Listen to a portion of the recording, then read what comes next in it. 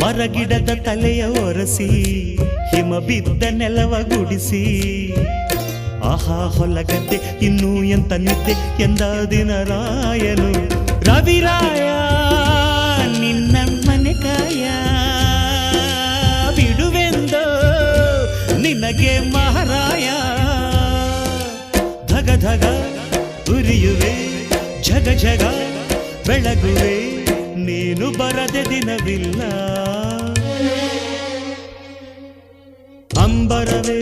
ಅಂಬರವೇರಿ ಸೂರ್ಯನು ಬಂದಾನು ಥಳ ಥಳ ಥಳ ಜಗ ಥಳ ಥಳ ಫಳ ಫಳ ಫಳ ಜಗ ಫಳ